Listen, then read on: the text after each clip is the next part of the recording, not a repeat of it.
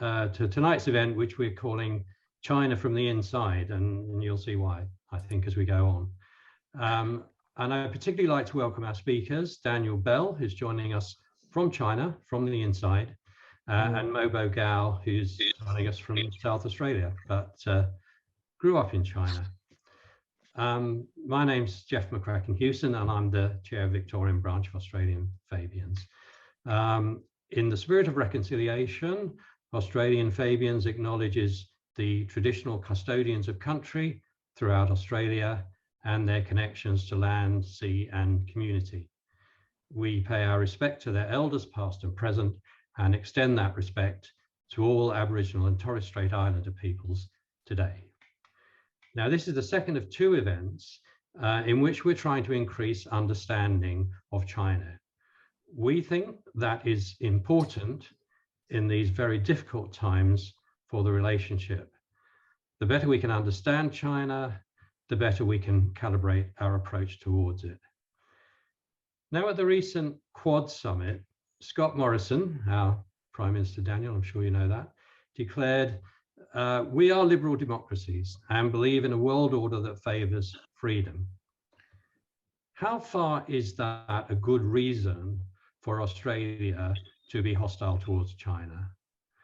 Is there an imperative for us to ensure that elements of China's way of life, of its political and economic system and so on, are not exported to other countries? In fact, should we be trying to influence China so that it becomes more similar to us? I think if we're going to answer these sorts of questions in a sensible sort of a way, we need to understand as well as we possibly can how Chinese society works and the kind of life it delivers to its people. Recognizing, of course, that China is a huge and diverse country about which it's probably pretty difficult to generalize.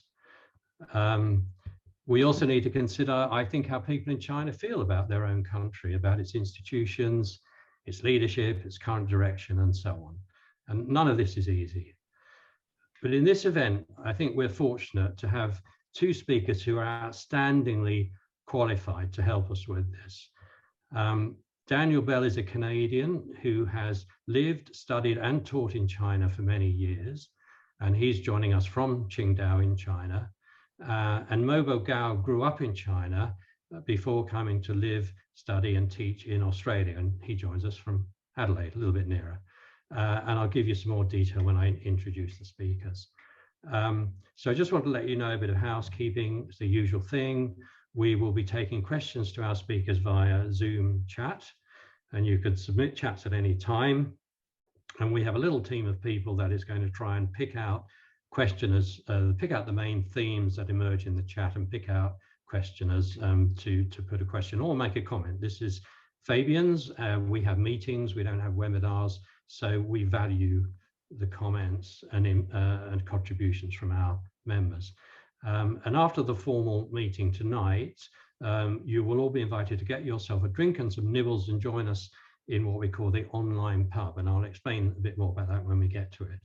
So our first speaker is Daniel Bell. As I've said, Daniel was born in Canada, but has been living and working in China for many years.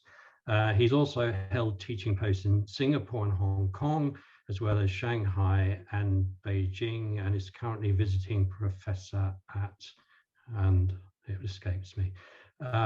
He has research fellowships at Princeton, Stanford, and Hebrew University. He has had. He's published many articles and books on China, and he's best known perhaps being the China model published in 2015 on China's political system. Welcome, Daniel. We look forward to hearing from you. Thank you. Oh, should I start? There you go. Okay. So thank you so much for having me. And I wish we could meet live, but anyway, maybe in the future. Well, because it's the Australian Fabians, I thought I would ask a question. To what extent China is socialist? That might be a special interest. In the discussion period, I'll be happy to discuss more specific questions about contemporary China or about my job as dean. I'm a dean of a large faculty at Shandong University. And Shandong, as you probably know, is the home of Confucian culture. So there might be some interest in that. But what I would like to talk here is, to what extent China is socialist. And I think that there's often a bit of a misunderstanding about China's, let's say, progress over the past 4 or 5 decades. And basically, there's this kind of misunderstanding that China was kind of on a socialist path, and then Deng Xiaoping took over and put it on a capitalist path. And now we're kind of restoring China on a socialist path. Now, I think that's a misunderstanding of Deng Xiaoping's intentions. Basically, my view is that Deng Xiaoping and other leaders in the period of reform, starting from the late 1970s, actually had arguably a better understanding of Karl Marx's theory of history than Chairman Mao himself. I mean, as you know, Chairman Mao thought that we could skip capitalism and move right on to a kind of communist society, which led to, large disasters such as the Great Leap Forward. Deng Xiaoping had a much more, let's say, nuanced idea that was more faithful to Karl Marx's theory of history. And let me just say a little bit about Karl Marx's theory of history. Probably it's nothing new for most of you, but let me just very quickly summarize it. I actually first learned about this not in China, but during my graduate studies at Oxford. I studied with a professor, G.A. Cohen, who's also from Montreal, who wrote a very famous book called Karl Marx's Theory of History, which is still the definitive work on the topic. So I'll be drawing on his interpretation. And basically, Karl Marx's theory of history in a nutshell is that the productive forces constantly advance. And productive forces refers to technology and the knowledge that allows us to use that technology in an efficient way. Why does it progress? I mean, at some, Marx wasn't that explicit, but basically when humans are offered an opportunity to have a tool that allows us to be more productive in an efficient way and gives us more free time to do other things, it would be irrational not to use that tool. So sometimes there's irrationalities, but at the end of the long durée, so to speak, the long term, people use these new technologies that allow us to produce in a more efficient way. Now, of course, Marx also thought that there were revolutions, and when the revolutions occur, well, it's when the relations of production, which really refers to I'm summarizing, but crudely, but not that crudely, the property rights. It's when the property rights in a society fetter the further development of the productive forces. So, for example, in what Marx called the feudal relations of production, there were new technologies, that large-scale machinery that required different ways of organizing society and organizing property rights. And you had capitalists who owned capital and proletarians who only owned their labor. And that was an efficient way of organizing society so that in factories, for example, things could be produced in a more efficient way. So Marx, as we know, was very critical of capitalism, and he thought it was terrible, imposed terrible suffering on the majority of people, workers who own nothing but their labor. They're exploited. I mean, they work long hours, and most of the benefits go to capitalists who own the capital, and they're alienated from what they produce. They're alienated from the work process. They don't feel that they're at home when they're in the factory. They're alienated from the products that they produce because those go to the capitalists. And they don't realize their kind of creative essence, which Marx thinks all of us at the end of the day have. But capitalism does have a hugely important virtue or benefit, which is that it allows technology, it allows the productive forces to progress faster than ever before. Now, why is that? It's because capitalists need to compete with each other to make a profit. And the way in which they could compete with each other to make a profit is to develop better technologies to become more productive. So capitalism, by its very nature, encourages the development of technology. At a certain point, machines become so advanced that the most efficient way of using those machines is not by having capitalists who own capital and proletarians or workers who own nothing but their labor, but to have a new form of relations of production where the property is basically collectively owned, advanced machinery does the necessary work, and then all human beings are freed from the need to engage in dirty and unnecessary work, and we're all free to realize our creative essences. So that's Karl Marx's vision of higher communism. Now, Deng Xiaoping, he understood this well, and he thought, well, unfortunately, we have to go through this capitalist phase to develop the productive forces so that we could eventually move on to a kind of truly socialist society where eventually human beings will be freed from the need to engage in dirty and necessary work and thus can realize their creative essences. And basically, Marx thought that we all have some ability to realize our essences through creative work, whether it could be designing new buildings or new scientific experiments or writing books. If we're freed from the need to engage in dirty and unnecessary work, if life becomes work, if work becomes life's prime want, as Marx famously put it in his last important work, The Critique of the Gotha Program, then we can finally be free to realize our creative essences. So Deng Xiaoping thought, yes, we need to go through capitalism to develop productive forces. And that's what's happened the last 4 decades. China has progressed more rapidly than any society ever before. Hundreds of millions have been freed from poverty. And we're finally ready to consider moving towards a society where the masses of people are not exploited in factories.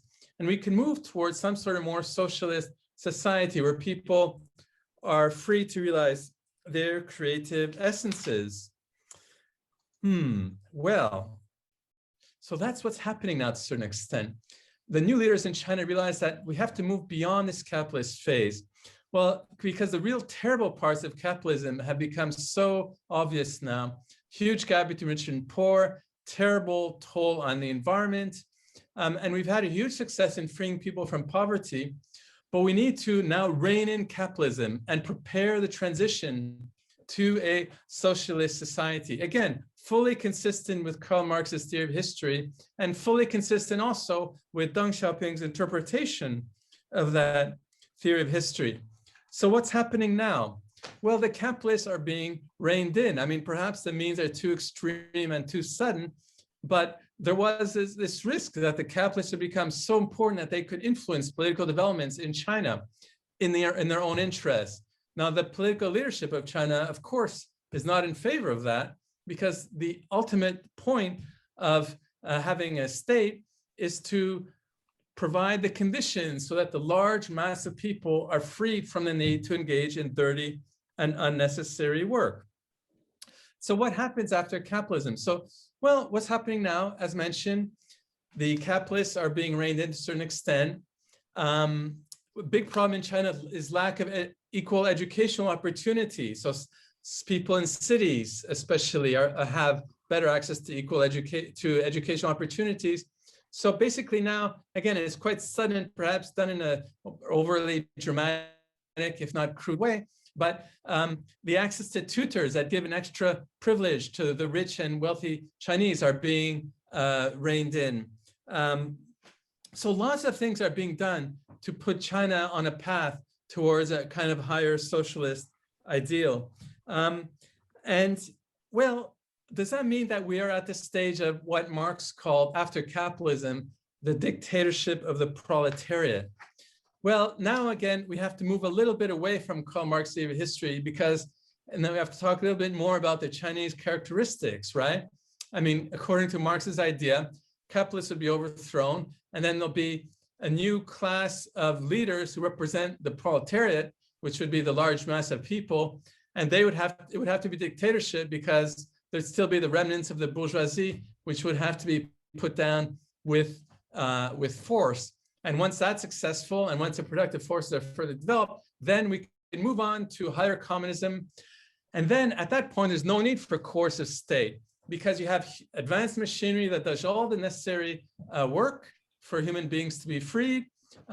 We no more class society, and humans would be free to realize their creative essences, and the state would wither away. Well, there's two things now in China that differ from this Marxist ideal. One is this idea of the dictatorship of the proletariat. Well, there's no need for revolution because that already happened a little bit early, perhaps too early from kind of Marx's, theory of history point of view. But there is a power in place which is meant to represent the whole society, not just capitalists. And this is really the Chinese characteristics part. And I've written about this in my works. And I'm just making sense of the ideas already there, nothing original at all in what I'm saying. But China is the first country in the world which has a very complex bureaucratic system going back over 2,000 years, informed by this ideal of political meritocracy, which goes back much further, maybe 2,500, even 3,000 years. And this is the ideal that the political system should aim to select and promote public officials with above average ability and virtue. Ability means the ability to serve the public, and virtue means that the public officials have above average virtue, at least in the sense that they're willing to serve the community. They don't have to be, saints, but they have to be partly, if not mainly, willing to serve the community as opposed to being corrupt and serving their own interests or their interests of their family members.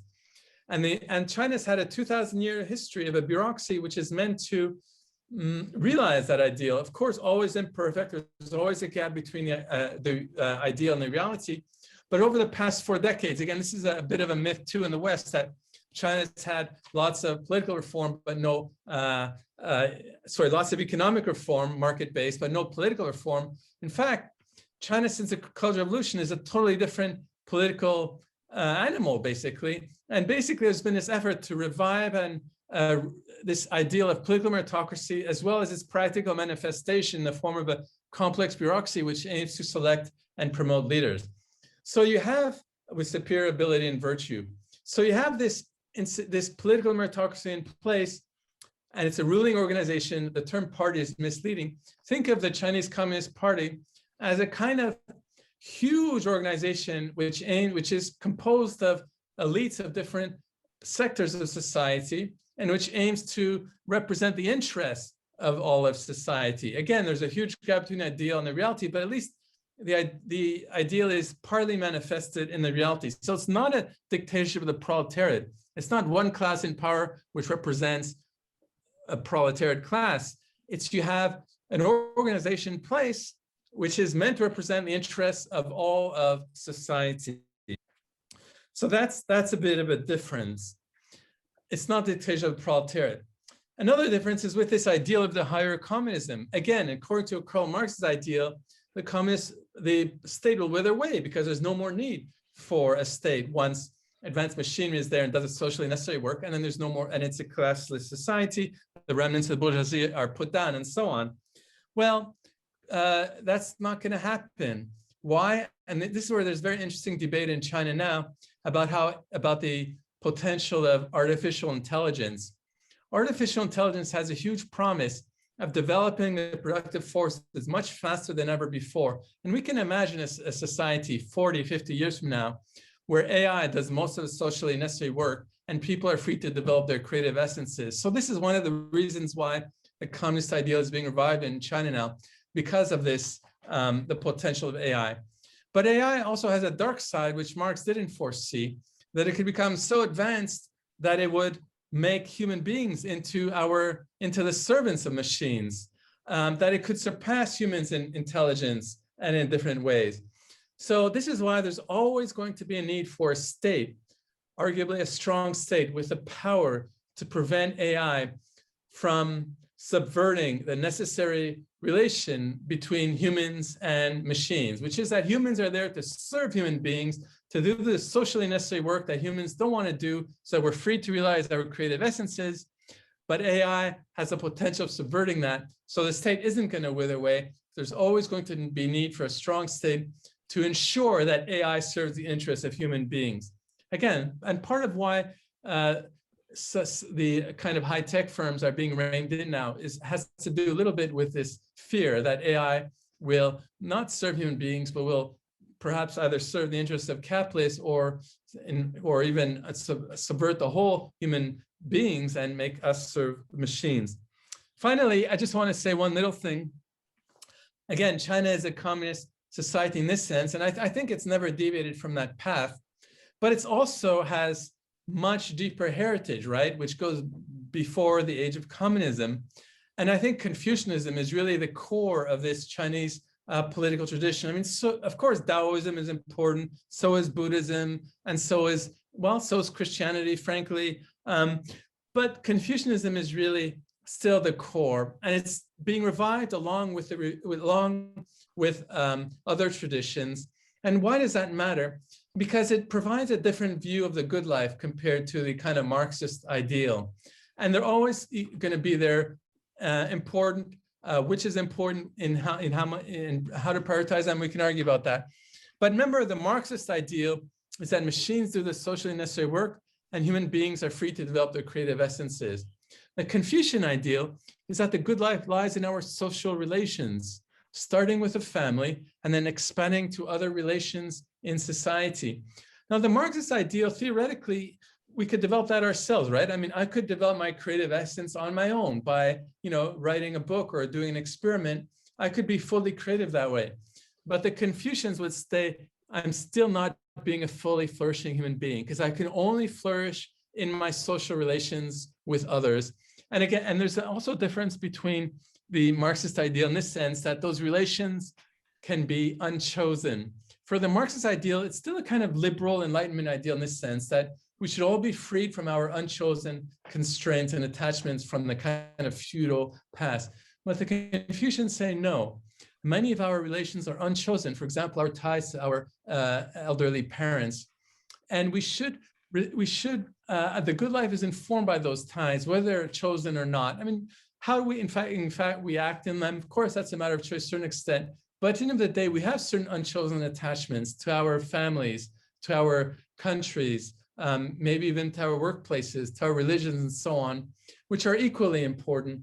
And so the real question is how to reconcile these two views of the good life. One is a kind of Marxist view that we're free only when we realize our creative essences. And the other is the Confucian view that the good life lies in nourishing our social relations, some of which can be unchosen.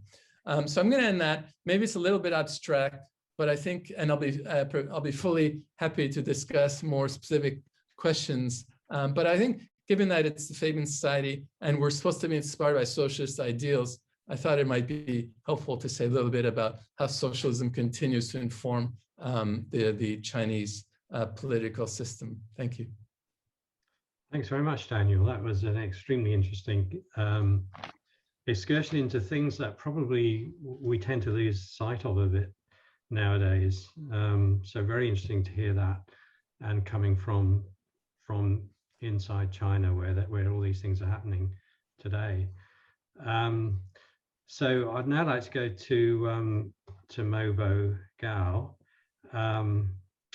and as I mentioned, Mobo Gao grew up in Gao village in China, and he lived through the Cultural Revolution. So he's seen things at first hand, and he's written many works on China, including 2 case studies of Gao village where he grew up. He's also written reassessments of the Mao era and the Cultural Revolution. And his latest book is Constructing China, Clashing Views of the People's Republic, which was published in 2018. And that looks at how and why different categories of people have different views of China. So we're very much looking forward to hearing from you, Mobo. Thanks very much. Thank you. Let me first of all thank Australian Fabians for the invitation. I have great respect for the Fabian Society and its people. I especially want to mention Gough Whitlam, who I think is arguably the greatest Prime Minister in Australia. And I think he's a member of the Fabian Australia. I'm not going to talk about philosophical, intellectual well-being and the perspective that Daniel did very well. I'm going to talk about, get straight into the things the PRC has done, the CCP, and in relation to what I call the modernity. Now, I would like to share the screen. Can we share the screen? Yep. I just, Jano, can you enable screen sharing? With the PPT. Just... Sure, that's done now. He should be able to share his screen. Okay. Can you see it now? Yeah. Yes. Okay, good. Right. So the title, the PRC, the People's Republic of China, the CCP, the Chinese Communist Party of China, the Chinese Communist Party, and the modernity.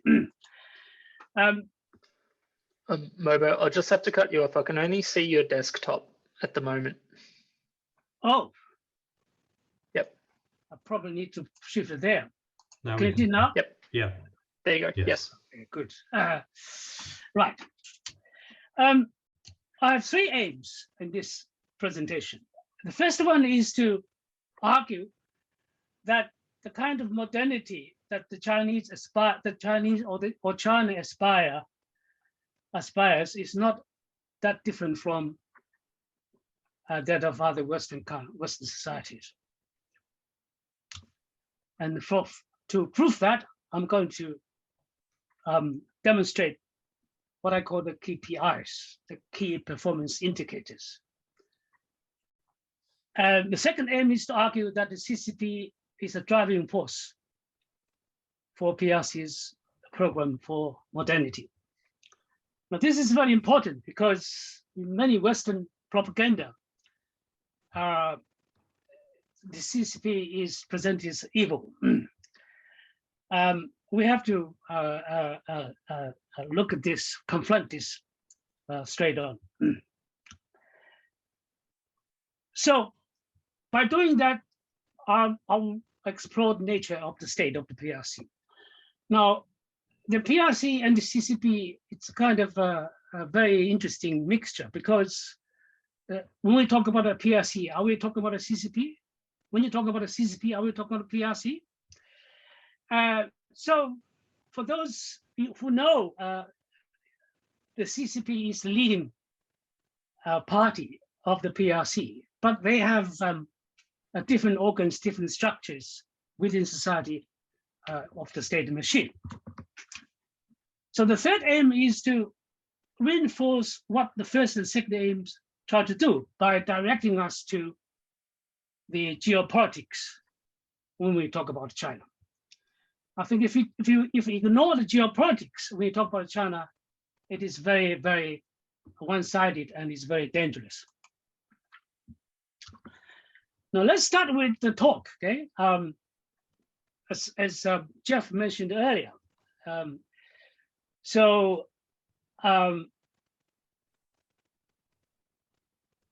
you know, Australia, America, Five Eyes, or Western countries have a huge challenge with China because China is threatening our way of life and is threatening our values. Whereas China is saying, oh, we have 5,000 years of civilization. And Xi Jinping keeps talking that in the Chinese cultural DNA, there's no, we don't invade. We are not aggressive.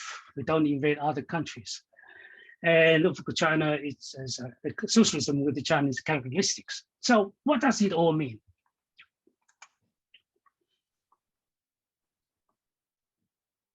I start with what I think the qualities, the values that really are not different. The Chinese want and Westerners want.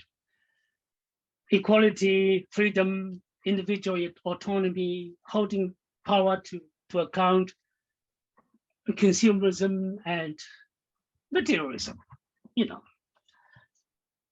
I think the Fabians are the least consumerist and materialist in that respect in the societies. But no, majority of people, they are obsessed with the consumerism and the materialism, and that's what the Chinese want as well. So to assess why we think, I argue that PRC or the Chinese or China, what they aspire, what they do are not different from what we do in Australia. Let's look at the key performance indicators. And I'm going to start with this, I don't know, some of you must know him, Professor Lawrence Reed. In this 2007, this, by the way, this is long before this anti-China propaganda expanding in the last few years. And in his talk, Anglo primacy at the end of history, the deep roots of power. And he said the qualities that Britain developed deep in the Middle Ages are good government, a market economy, and individualist society. So if that is the criteria we're talking about, what do we aspire, what we want in modern society? Let's look at KPI 1, good government. I think it's very hard to argue against the proposition that China has a good government. Now, of course, we're talking about later repression and, some of the feedback in the chats that exploitation of the workers and more naked capitalists than Western society, so on and so forth. These are all issues. But if you look at the whole and compare with other countries, not just Western countries, but African countries, Asian countries, or India, you could say China has law and order, whether it's ruled by law or ruled of law. That is debatable, but it's very clear there is law in China, there are laws in China, and many laws are introduced. I'll come back to that later. And so certainly order in China, to my liking, is too much order, but that is very orderly society. So China is not a failed state, certainly not a rogue state. It has a very effective government. And one of the indicators, just currently, China's response to a crisis such as COVID-19 or the earthquake in 2008, or some other things happening in China, I think they are quite effective as a government. In fact, China is one of the most popular government, according to an independent Harvard University local research. This is not, it's just not just one, it's a continuous study. And those who are interested, if you are interested in this, you can contact me to get the sources. Now, KPI 2, market economy. I think China is largely a market economy. 70% of the Chinese economy activities are private, responding to market forces.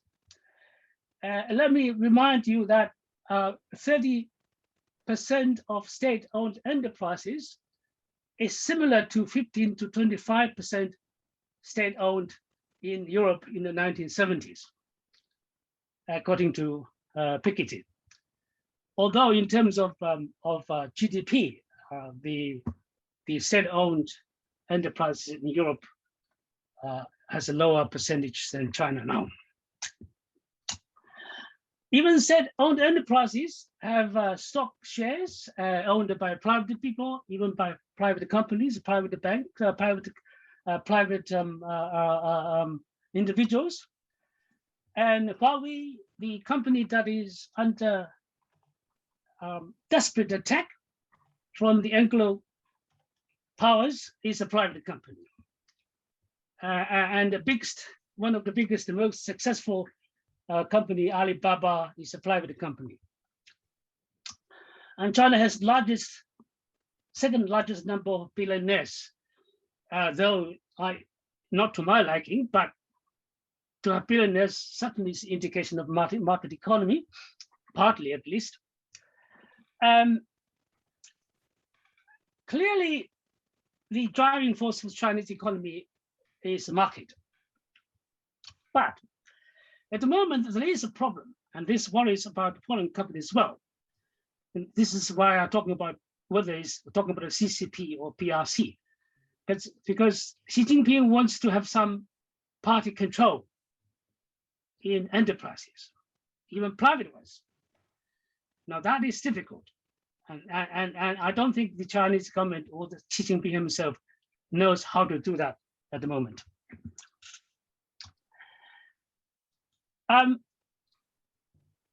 There are other constraints to market economy. One of them is the food security issue. China has to have some said control over food production or prices. Otherwise, China has no food security, because China has only 10 to 12, according to different surveys, % of the world's arable land, and has to feed, used to feed a quarter, now is 20% of humanity. China cannot afford not to have social food security. Therefore, that has places a constraint on market economy.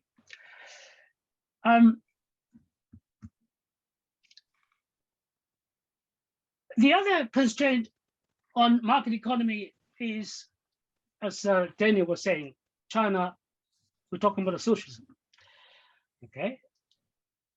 Land is still collectively owned, although the use of the land is privately owned by households. But land is collectively owned by a village. And until recently in Gulf Village, for instance, they redistribute land every 5 to 10 years.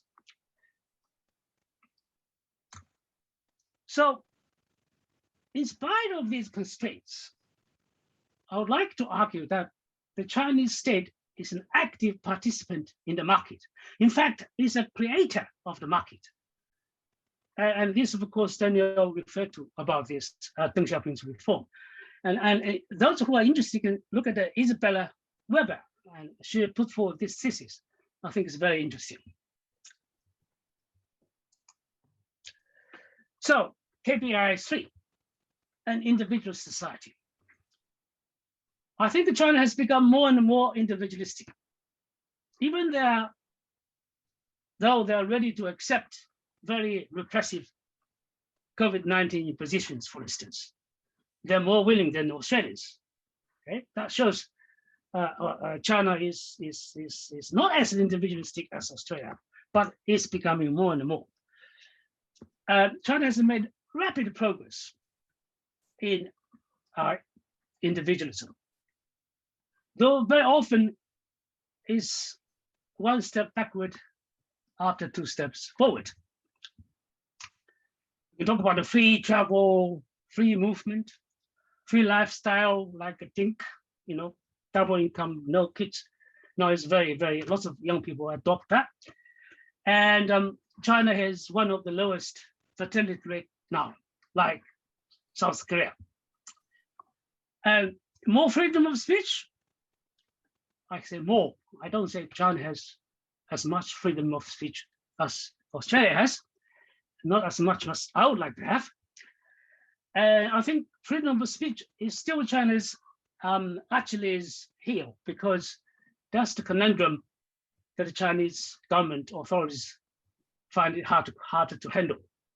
Because on one hand, it doesn't feel secure, surrounded by hostile powers and color revolution, and so on and so forth.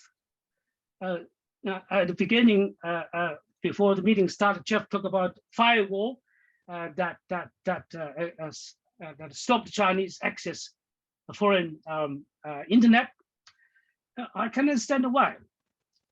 But that is not a solution. It's not sustainable. And that is a problem. But still, I would say there's more freedom. And the second argument is that the CCP actually is a force of modernity. Now, I want to indicate, I want to talk about this quite explicitly because this is very important. Let's start with the origin of the CCP, okay? And if we can recall a bit back to the Middle Ages, and European Enlightenment was inspired by Chinese secular values, Confucianism, Chinese way, more holistic way of thinking.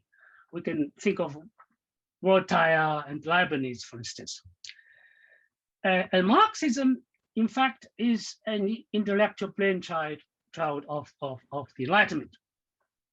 And the Communist Party, the CCP, is supposed to be the holder of Marxism, no matter how it interprets it, as Daniel pointed out. Mao interprets Marxism in his own way, and Deng Xiaoping interprets his Marxism in his way. But they both claim to be Marxists. Now, if you look about Marxism, about the communism, and the communist utopia and the socialism, Fabian society, Fabians are very famous for advocating socialism. These are all European and not Chinese. And that's what the Chinese aspire.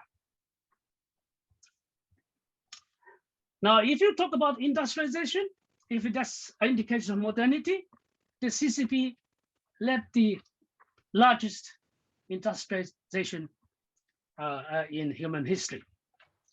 And now if you talk about economic, social rights to life, shelter, education, healthcare, I think the CCP and the PRC has performed very well. The life expectancy, even by the end of 1970s, raised from 38 to 65. And healthcare, literacy, and all I need to ask you is to compare these socio-economic indicators with those of India. India is supposed to be the world's biggest democracy, is colonized by the British Empire for hundreds of years, 150 years or 200 years, 150 years. And now look, if you compare the PRC under leadership of CCP has done much, much better. And law and order, there's trials and errors, but a more comprehensive civil code has been introduced recently.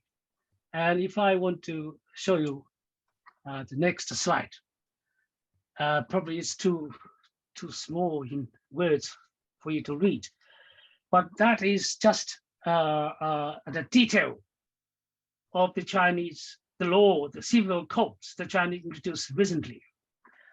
I'll read some of the things, right?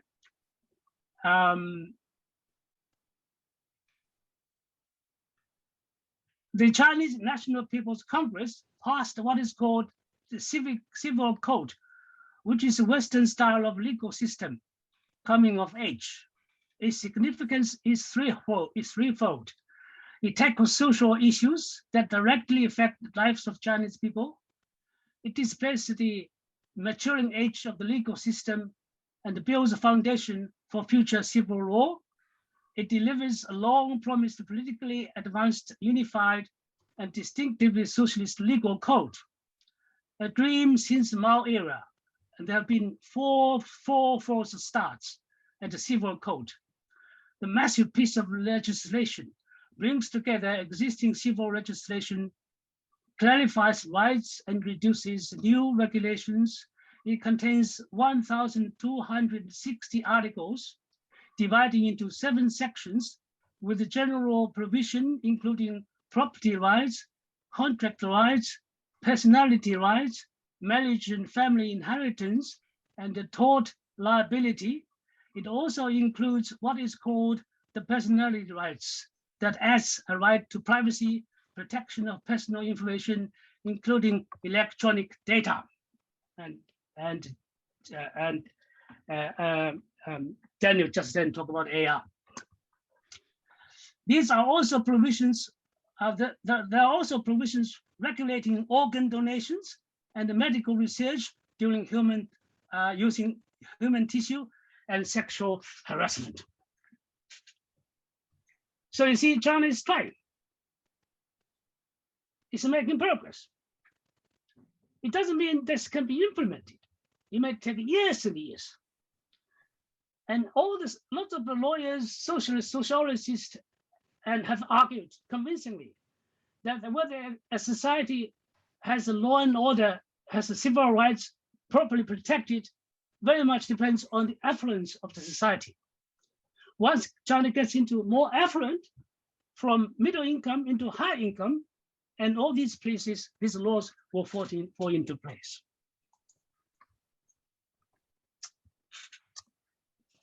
And women's status and the gender equality, I think that's beyond the dispute since 1949. Even the anti-communist warriors would not dispute that. And ethnic equality. Now,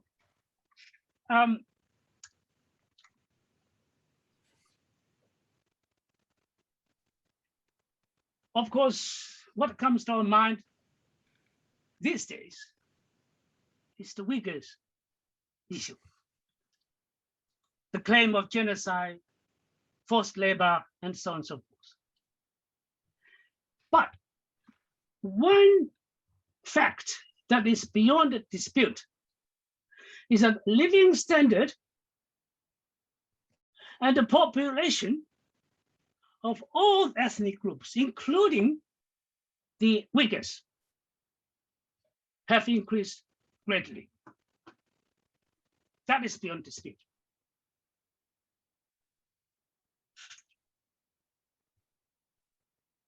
Now, environment, China is still certainly trying, in many ways leading the world, better than the United States of America.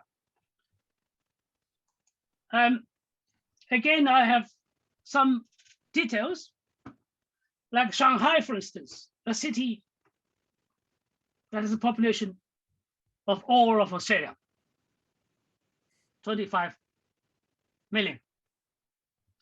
Recently introduced a law to ban all plastic bags in shopping. Recently, Xi Jinping announced that China will stop producing electricity generating by using coal outside of China. China is not ready to do that inside of China yet. And recently, it tries to do something like that, and that led to power shortage.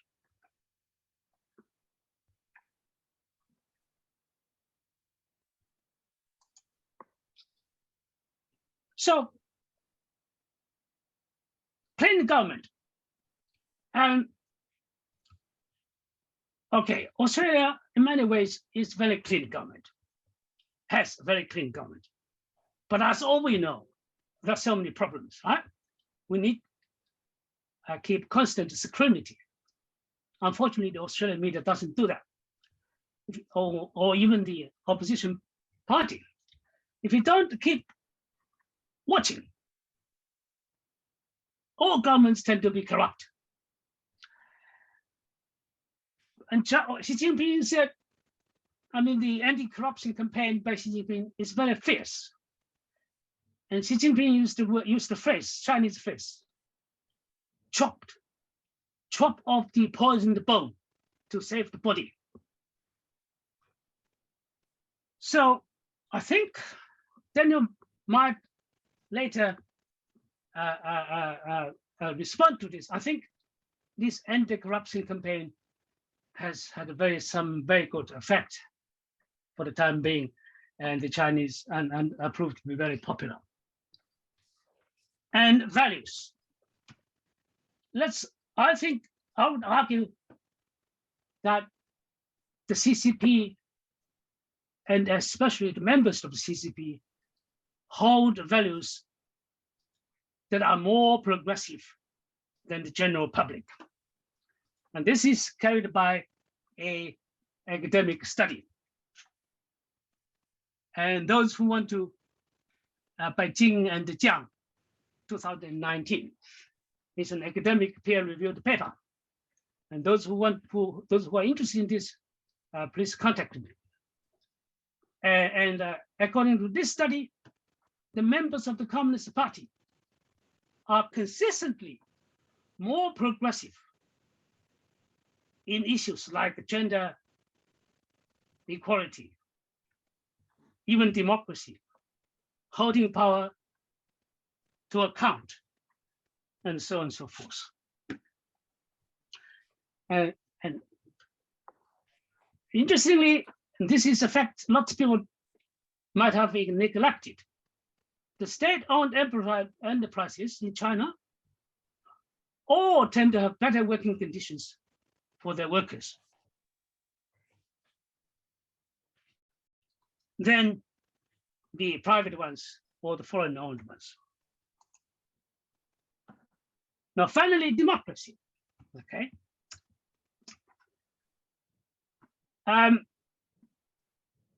This is a very controversial issue, more controversial than the others. But I think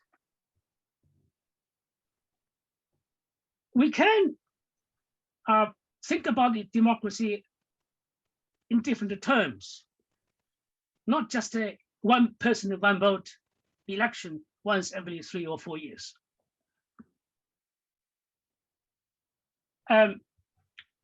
Whether people get consulted, whether there's a feedback, whether there's a correction,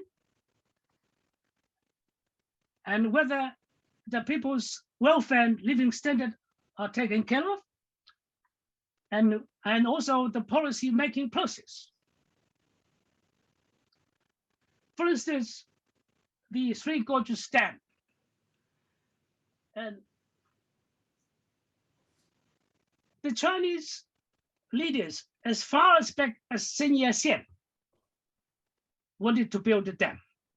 And Mao Zedong wanted to build a dam.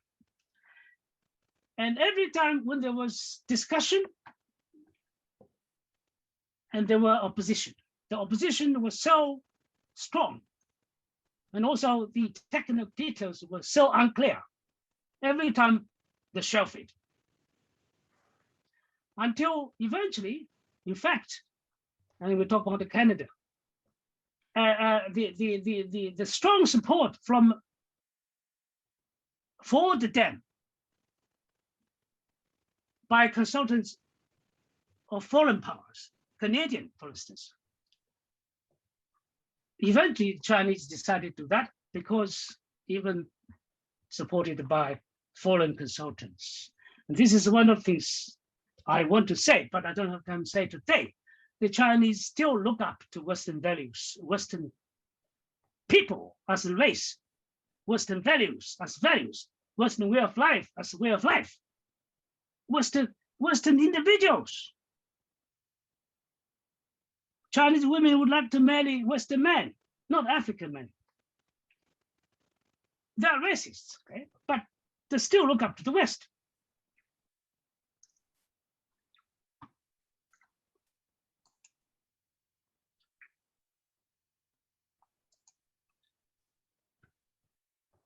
Now let's come back to what is the nature of the Chinese state. Is socialism with the Chinese capitalistics? Or is it capitalism with Chinese characteristics? Or is state capitalism? Or is it new authoritarianism?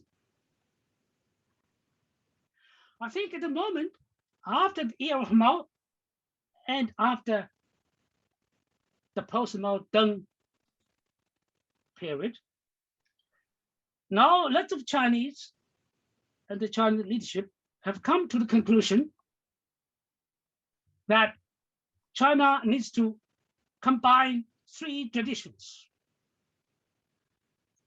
And this is clearly expressed by Gan Yang, a scholar Daniel knows well, and also by Wang Huning, who is the member of the Standing Political Bureau. He's supposedly to be the intellectual brain of 3 generations of Chinese leadership. Jiang Zemin, Hu Jintao, and currently Xi Jinping. And he said, we must combine the flexibility of China's traditional values with the modern spirit, both Western and Marxist. So Gan Yang talks about the 3 traditions, 3个传统. Chinese traditional tradition, mainly Confucianism, but also including Taoism, Buddhism. And Chinese 1949 revolution tradition, and finally, Western liberal tradition. So China, I think at the moment, is trying to combine the 3. Now let's look at the traditional tradition. Let's look at 2 key concepts. One is 和而不同.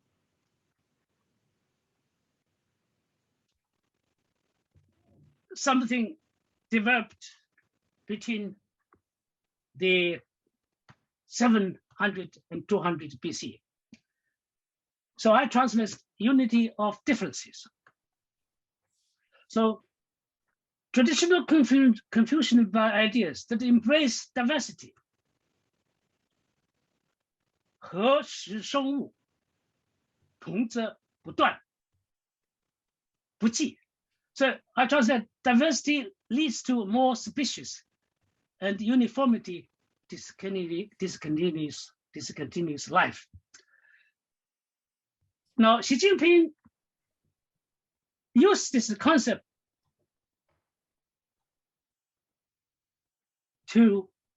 Mao Zedong used this concept to deal with the ethnic minorities, what they call ethnic minorities. And Xi Jinping now used this to talk about international relations. And the Chinese are almost pleading the Americans, please let us have our way, develop the way we want to develop. Please don't interfere us. That's the bottom line. Why can't we have different governments, whatever that means? Just like we have different species, different fauna and fauna. Why do you have to impose your values on us? That's what they say anyway, okay? Now, of course, here we come to the issue of the Uyghur issue. I don't agree with the current media propaganda or the ASPI in Australia, but I don't think I have the time to go into that. I've prepared for it and to talk about the population issue of the Uyghurs and the forced labor. Let me just summarize very briefly. What happens in Xinjiang, not just to Uyghurs, to other people as well, it is exactly the same as what happened to Gao Village 30 years ago. Modernity, to improve life, migrant working. So when the Gao villagers left their village to go to work, they went to southeast coast. And they work 16 hours a day, 7 days a week. They slept in the dormitory, they ate in the canteen, in appalling conditions. They earn only about $80 a month. And that kind of salary continued for 20 years. Now suddenly, or not suddenly, gradually, this kind of cheap labor is not available anymore. because of the impact of the population control, one-child per family policy, and also the increase of the improvement of rural conditions, and also because of the development in inland provinces. So lots of enterprises in eastern coastal cities, urbaners could not find the workers. What do? They send the coaches first to inland provinces like Sichuan, Henan, Jiangxi. Now, when that sources of labor was exhausted, they started to recruit people in western provinces, including Xinjiang. That's why this accusation of forced labor came from. That was the logic of the capital. That happened 30 years ago. And we in the West enjoyed cheaper products made by the slave labor of the Chinese. We never said that was genocide. We never said that was forced labor. Now, of course, you say, because the Uyghurs, it was forced labor. So it is true from 2016 to 2018, the gross population of the Uyghur, official Chinese or official statistics shows, they didn't conceal it. The growth rate declined. Was not as fast as it used to be. Why? Because when China practiced one-child per family policy, and that policy was not applied to the Uyghurs. So the population growth was far greater. However, in 2016, when China started to have two-child per family policy, for some reason, the Chinese government started to say, look, let's treat everybody equally. No affirmative policies. So they applied this policy to the Uyghurs as well, two-child per family. And therefore, they had made some measures to the families or people who won't have more than two children. And therefore, there's a decline in growth, in population. And the other concept of datum, I don't know whether you guys know, Daniel certainly knows about this. It's again developed a long time ago, 2,000 years ago, more than. And it seems like all heavenly land is public. And also talk about meritocracy. And so the country should be such that you don't be nice to people because they are relatives. You don't treat people as a son because they are son. The old people will have a proper end, dignified end, and the strong will have work, and the young ones will grow, and the widow, the lonely, and the disabled will be looked after. And so on and so forth, and then there'll be no robbery, no thief. Everybody has the door opens, and that's just called datum. Datum. A proper, this today, Xi Jinping uses kind of common prosperity. So the old, the lonely, the widowed, the weak, the young ones, all looked after. And everybody has her own way of working and doing things. And that's developed more than 2,000 years ago. So Mobo, sorry, it's Jeff here. We probably need to kind of okay. Because we need to keep some time for questions and okay. All right. I finished it. Okay. So that's the old tradition. The second tradition, the revolution tradition, only wants one thing: the collective ownership of land.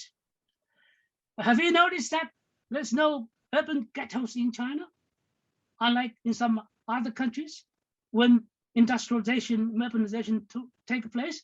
That's because the migrant workers, those who come to go to cities to work, if they are unemployed, if they cannot find a work, they can still go back to work on their piece of land, because it's a collective own of land not privatized.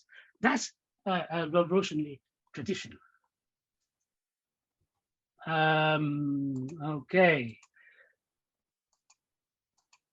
So I have to stop here, but I can give you the anybody who wants it, I can give you the slides later. Now, Western tradition. I've listed all these things that the Chinese are trying to do to follow the Western traditions. So, conclusion. Criticism of the PRC and CCP should be encouraged, like criticism of population control, which I did in my Garbage book. Criticism of the bad conditions suffered by migrant workers and still suffering. I did in Garbage book, for instance. Criticism of China's action, foreign relations, for instance, China's invasion of Vietnam in 1979. It should be criticized. Criticism of repressive measures in dealing with,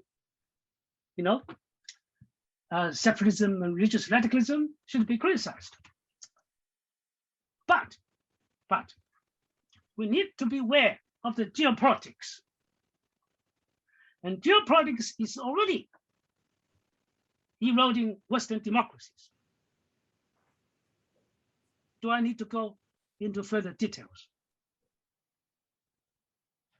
And if we're not careful, we're not critical of our criticism of China, and if you're not critical of our government's approach to China, there is a danger of war. That's the end for everything. Thank you. Thanks very much, Mobo. That was extremely informative, and it was nice not to have, often we get some very simplistic sort of accounts of China, and yours is so thoughtful and so kind of not hidebound, so to speak. It's so sort of balanced. I thought it was absolutely fascinating, and people have asked about the slides, so we'll talk to you about how we can make those slides available to people. So we now have a question and answer, and there have been so many things coming up in the chat and so on. It's difficult to know who to give a platform to. So I'm sorry, I have the power to do it. So I hope I make wise choices. I'm going to first of all invite Leon Zembekis, if that's the right way to say it. Leon, you've sort of been actively chatting and questioning throughout this, and a couple of things that I think struck a sort of a chord with other people as well, asking about the Belt and Road Initiative, and also about China's the effect on ecosystems. So I wonder if you could, Leon, unmute and make your comment or question, particularly around those two things, but say what you feel you need to say and ask what you would like to ask. Thanks, Jeff. Yes, I was just wondering regarding China's Belt and Road Initiative. The West sees that as a danger, like a sneak colonialism into other nations. I'd like to know whether it's an altruistic form to help poorer nations, and China also needs to invest the dollars that it has, or is it a competition with the West's untalked about ideas of manifest destiny, where we want the rest of the world to be like us, Australia, US, British colonialism, and we invade other countries and impose our political and economic will. So is Belt and Road Initiative a similar thing, or is it more altruistic?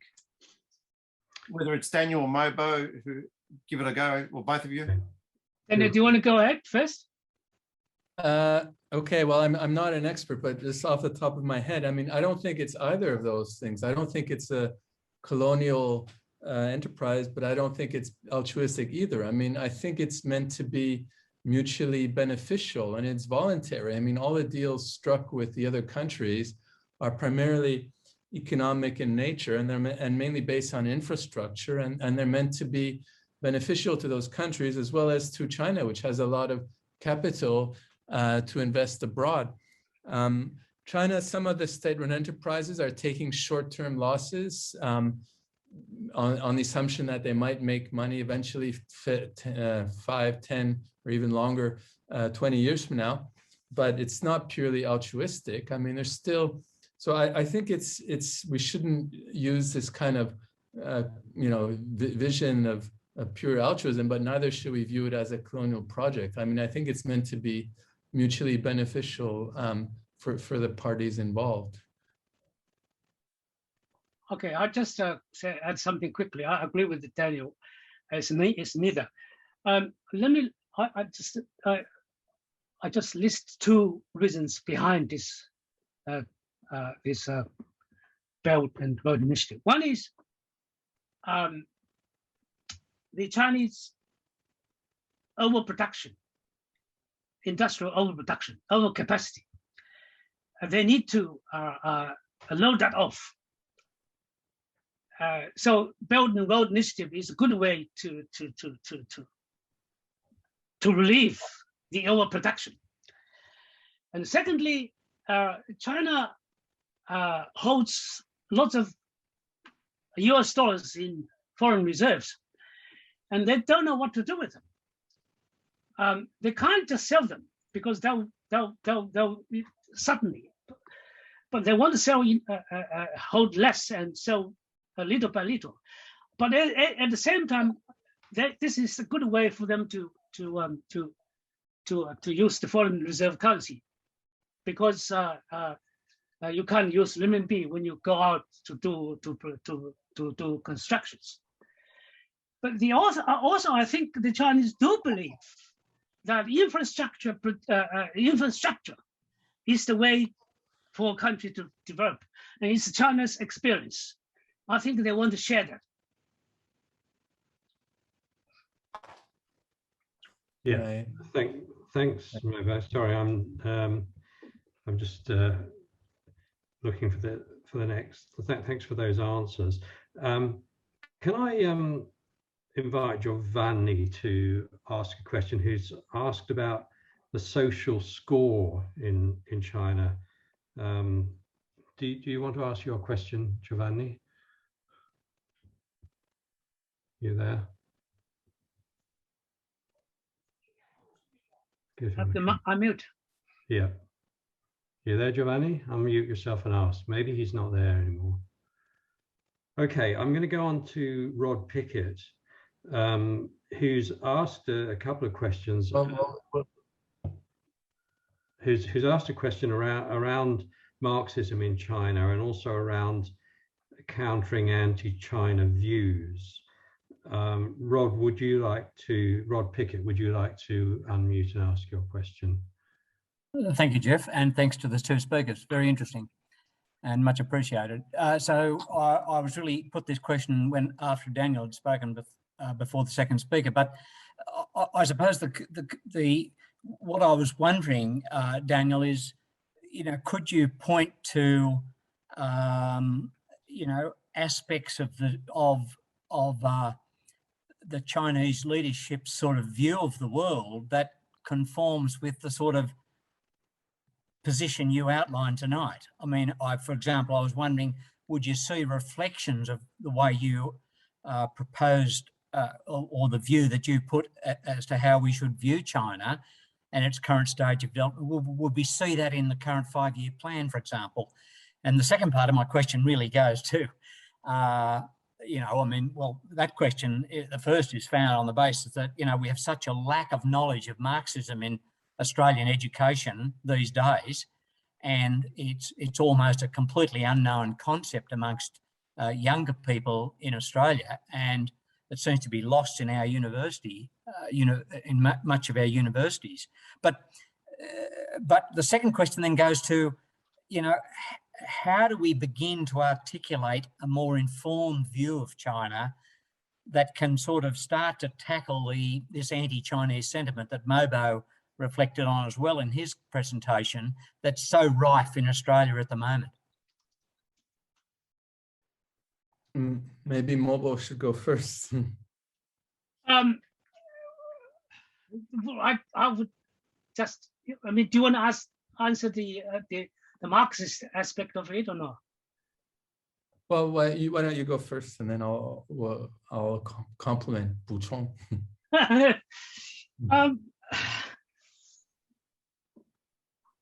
I might, I was reading some of the things put on here on the chat room. This war drama,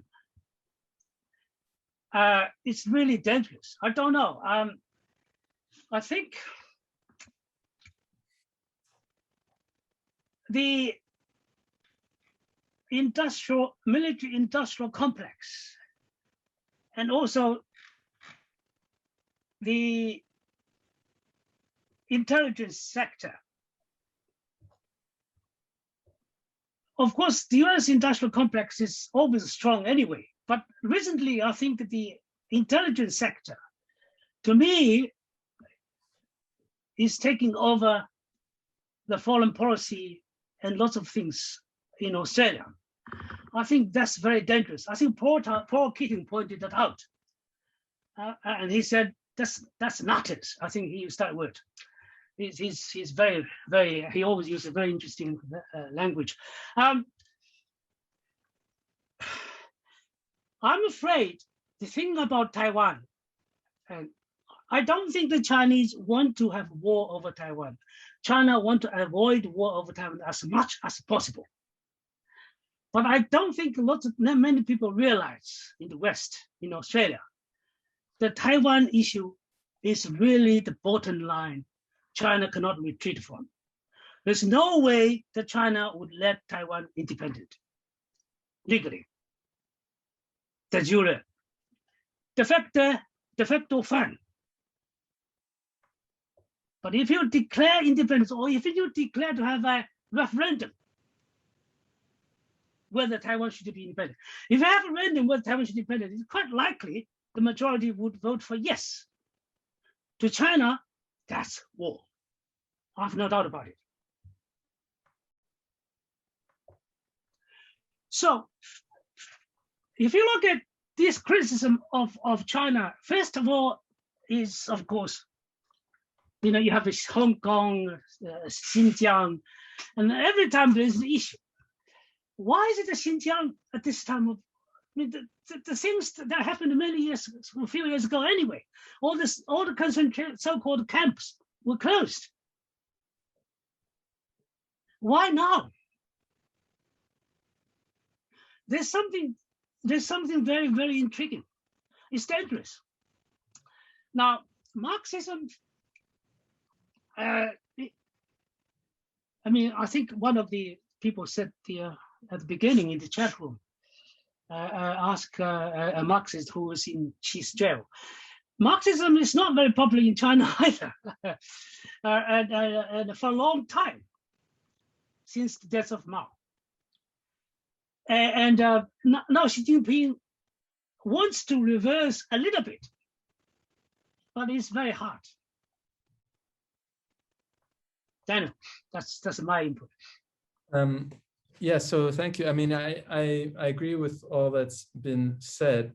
I think Marxism or the socialist tradition is being revived in speeches, in documents. There's much more funding for Marxist studies, and maybe at the popular level, it's still not so popular. But I think among intellectuals, anyway, there's more debate, and it's not just propaganda. I mean, maybe 10 years ago, the people who were studying Marxism was just pure propaganda. I think now there's much more interest in the ideas. It started with the 2008 crisis, which many blamed on the kind of the excesses of capitalism.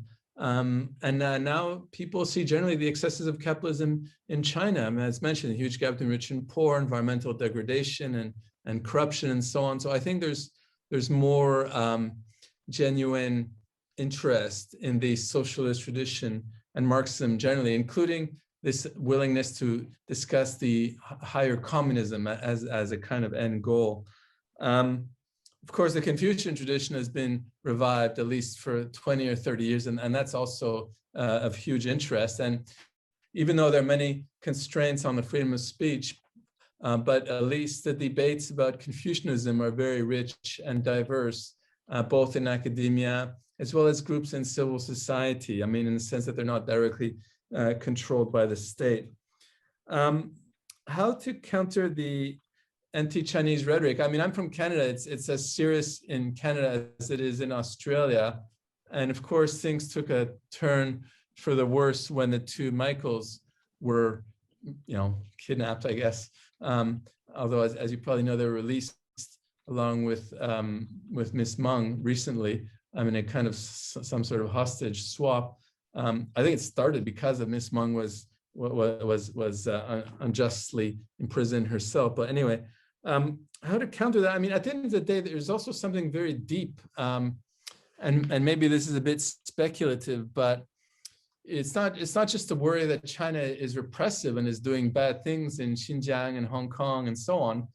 I think a deeper worry is that China is doing well and could set a different model, both on different economic, and here I differ a little bit from Mobo presenting it as a kind of, we all agree on the same things. I mean, I do think that there's a stronger prioritization based on socialist and Confucian values in China than in most Western countries. And if China does well and sets a kind of alternative, that maybe presents a deeper fear, especially in Western countries that view themselves as like, the future, that the rest of the world is kind of backwards and is going to follow our way. Hold on to there's a country with a different cultural basis or civilizational basis that may succeed and show a different model. China doesn't want to, and here I agree that China doesn't want to go to war to export its model. I mean, China would never like invade Iraq, or Vietnam, to promote its model. But just by doing well at home, that's the deeper fear, I think, in the West. But maybe I'm wrong. I don't know, Mobo, what do you think? I agree with that. Yes. I mean, like there's a question here. What is China's objective in building bases in South China Sea? That's a very good question. And it's not only the natural resources that is potentially there, but also it blocks China's way to the outside world. And this is also to the question, the Belt and Road Initiative, and somebody, Victor, pointed out it. I didn't have time to talk about it. One of the objectives of the Belt and Road Initiative is to open transportation and access to Iraq and to Middle East and to all these resources through the railroad, through the land, because China's seaway can be bottled, can be stopped by the United States quite easily, overnight. And Taiwan is the same issue. If Taiwan is gone, China is completely strangled in terms of marine seaways and ocean ways to the outside world. Yeah. Yeah, thanks very much. Yes. Sorry, do you want to say something, Daniel? No, I mean, there's so many. I mean, as Mobo is implying, I mean, China does feel strangled and encircled by Western powers, and very explicitly now, the U.S. government is saying we want to stop China's innovation. I mean, it's so clear, and I think instead of provoking further China, I mean, China, it's like there's diverse forces, right? And in any time, like the recent deal between Australia and the US, that sort of thing is just going to strengthen the very hard line pro-security, anti-opening up forces in China. I mean, it's so counterproductive if the real aim is to promote a more kind of humane form of government and society. I mean, it's what Canada, China, the US, what they're doing now is totally counterproductive. Yeah, thank you. Yeah. I'm going to offer the floor to someone who was asking some questions quite early on. I hope if you're still here, Brandon was asking questions about the sort of position of workers in China, workers' rights and so on. Are you there, Brandon? Would you like to unmute and ask your question or make a comment? It's quite early in the meeting, so maybe I know some people have left. Okay, well, I think Jarno wanted to ask a question. I'm not sure what it is. I know you've been putting into the chat about state capitalism, that sort of thing. But just, yeah, you have the floor, Jarno. Oh, thanks, Jeff. First of all, I'd like to thank both of the speakers for what I found to be a very sort of breath of fresh air in terms of, level-headed and sort of high quality conversation about China. So thank you so much. My question was more about,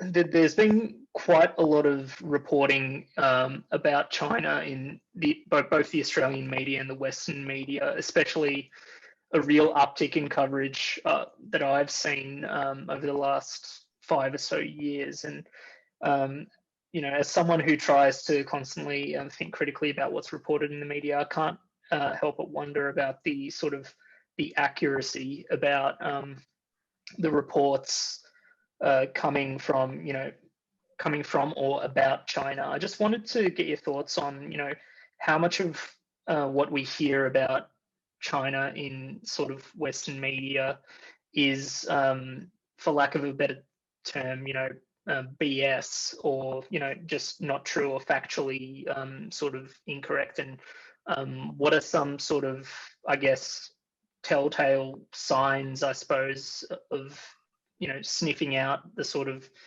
inaccurate stories from the more accurate ones. I mean, we hear a lot about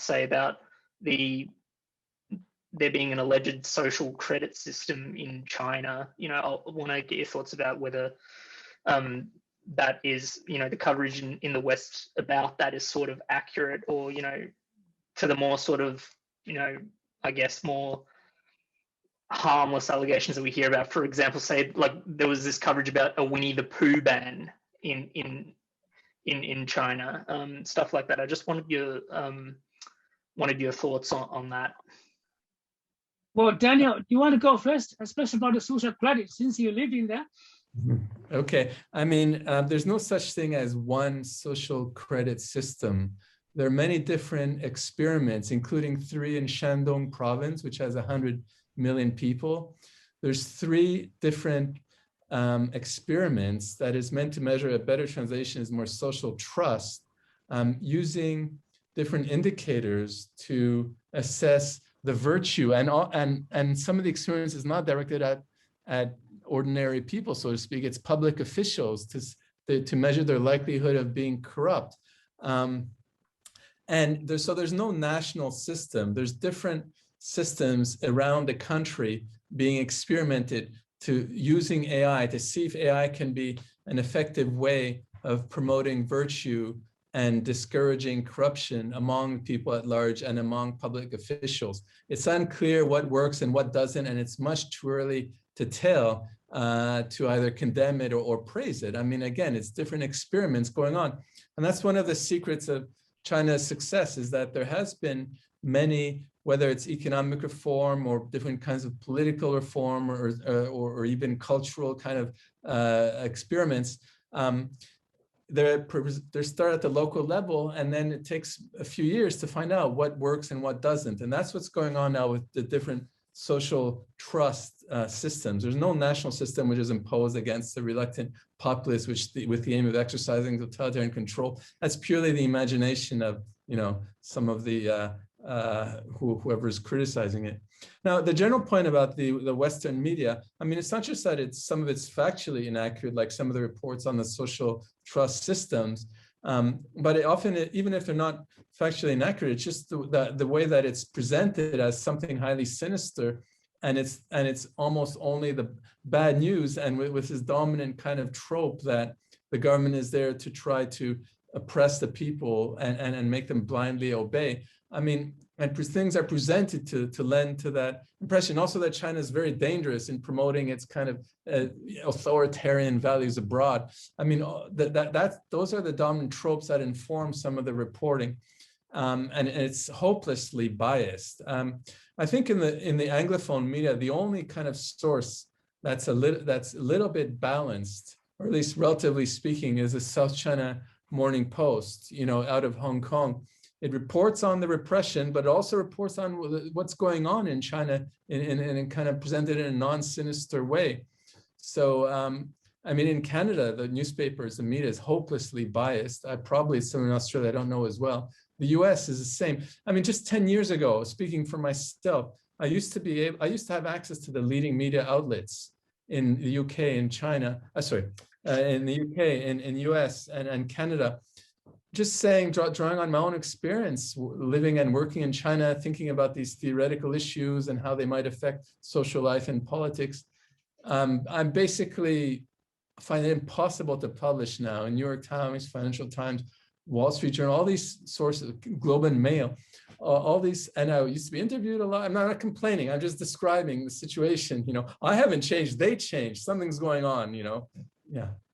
You're doing better than me. Like ABC would never interview me, for instance.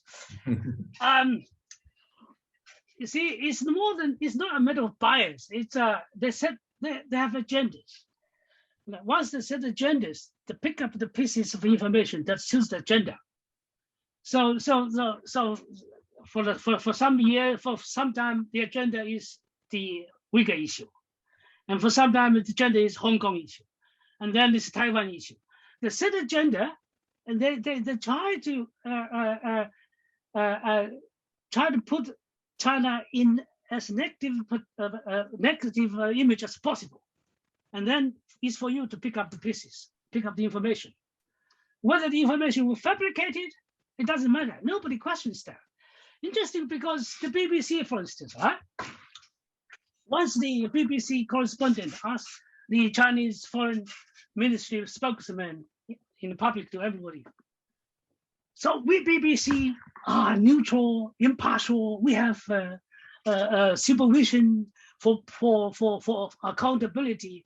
And then this BBC correspondent was directly challenged by Hua Chengyin, who was the spokesperson. He said, look, I know you have I can't remember the name of this supervision body. Daniel will remember. You have this supervision body does take into account if it's domestic reporting. But international overseas reporting, you have the blank check. No supervision, no accountability. And that in front of all these journalists over the world, the BBC correspondent was speechless, because that's the truth.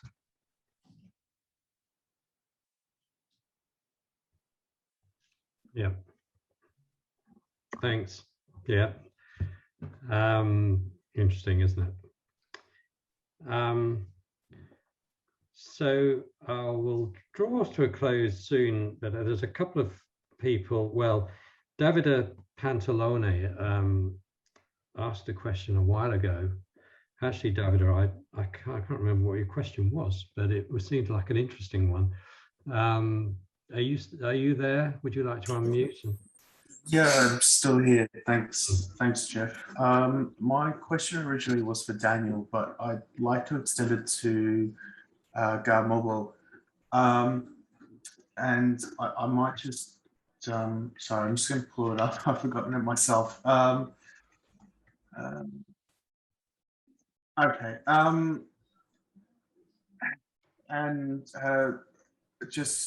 I'd like to say I don't intend any offense if anyone takes offense in my question, especially Mobo. But my question was, how are Chinese policies in how maybe people in the West would see in synicizing or homogenizing, it's probably a more nuanced term, its ethnic minorities into the broader Han population, compatible with Marxist thought? Surely these policies contradict the aspirations and goals of equality and tolerance prevalent in Marxism. What are your thoughts? Thank you. All right, Daniel. Why don't you go first? This is in relation to China's ethnic policies, right? Yes. Okay. Yes, I know there've been massive increases in well-being and access to healthcare and education. Yep. But from a cultural perspective, Yep. I guess is a justification that they are being oppressed and Yep. expressing themselves. Yeah, I think this is somewhere I might have disagreed with Daniel, because Daniel's fundamentalist materialist interpretation of Marxism, so which Deng Xiaoping Daniel thinks was having, is that the force of modernization, capitalism, whatever, would crush all the whatever feudalist, religious, Tibetan, Uyghur, all these backwards cultural elements, values. I think this is a very conundrum that is very hard to deal with for the Chinese, for everybody. You see, this is partly of the Xinjiang Uyghur issues that I was talking about. You see, or the Gao villagers, the migrant workers, they have such appalling working conditions, but they still go to their work. Why? They want a better life. They want to have the build houses. They want to have their siblings to go to school, and you know, so for the Uyghurs, for Tibetans, if you want to have a better life, you need to speak Chinese. And therefore, you need to be more assimilated. It's the same with the indigenous people in Australia. No matter how much money you give to them, if they're not in tune with the modern aspirations, like education, accumulation, which is not their tradition. I mean, this book reading education. I'm not talking about, of course, they have the education, but the book reading education, this kind of book knowledge, to save money, to buy a house, and this kind of tradition, and it's very hard for the indigenous people to cope with, and therefore they are still lagging behind in Australian societies, no matter how much affirmative policies we give to them. So this modernity, capitalism, materialism, development crushes all traditions, including the Uyghurs. And now what are we going to do? That's a conundrum. That's a dilemma. So the young Uyghurs, the young Tibetans, in order to get a better job, they have to speak Chinese. And therefore they have to be educated in Chinese schools. And therefore they have to be introduced into Chinese values or communist values. And what are you going to do? And therefore assimilation takes place. How do we have modernity without assimilation?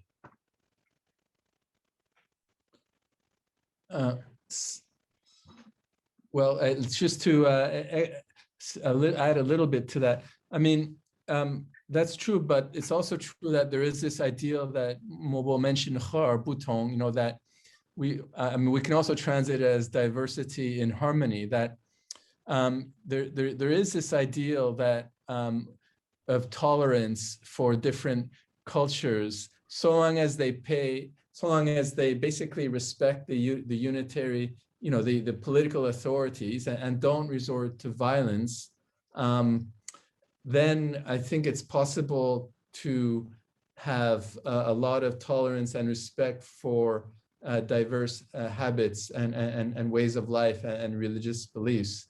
I mean, some of the, I've seen some of the new educational materials, even for Xinjiang, where they're trying to emphasize Islam's contribution to what it means to be Chinese, in the educational text, as a way of both respecting that culture's kind of unique contribution, and also showing how they contributed to the idea of what it means to be Chinese. So I think that might be also a way of showing respect. Thank you. I think I agree with you. I didn't say it in my, I put it in my slides. Recently, it's become unfortunate. The Chinese adopted more assimilating policies towards the Uyghurs because of Islam radicalism. Yeah.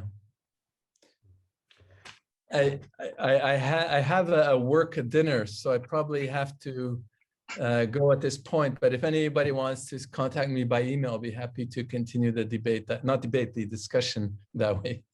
That's great, Daniel. Thanks very much. Yeah, and in fact, I was just about to close the Q&A now, so we're really pleased that you, very grateful that you delayed going to your dinner just a little bit for us. So thank you very much. Absolutely fascinating. Okay, thank you. Thanks, and thanks, Mobo. I mean, thanks to both of you. I feel that tonight we've had a a discussion about China that has not been the usual cliches, that and it's not been kind of two-dimensional or one-dimensional. It's been a kind of a rich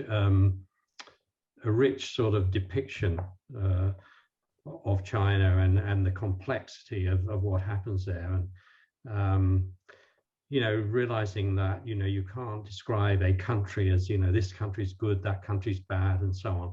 There's a mixture everywhere. We all struggle in all different societies to try to achieve a good life for people. Thank you very much, both of you. Okay. Thanks, Daniel. Thanks so much. And, thank you, Daniel. Yeah. Thank you. Bye. We'll see you hopefully soon in person somewhere. Yeah, that would be great. So I'm going to, well, in fact, so we're wrapping up the formal meeting there. So just to let people know that this event has been going out on Facebook and will be able to be seen there. I'm not quite sure whether we had a hiccup with the recording or the Zoom recording, but if we provided that is there also, that we'll get it onto our website. Just to letting people know that going forward from now, the events that we have in front of us are on November 24th, if we're allowed to, we will have our annual dinner in Victoria at the Winley Mang, this restaurant, where our speaker will be Ross Garno. And in the new year, we're going to have a third event on China, at which we're very honoured that Kevin Rudd has agreed to speak at that. So we're now going to go to what we call our online pub. We're down to quite a small number now. So those that would like to, and Mobo, if you can stay, that'd be great. Yeah, I'll stay. Yeah, I'll stay. I'll stay a bit longer. Yes. Yeah.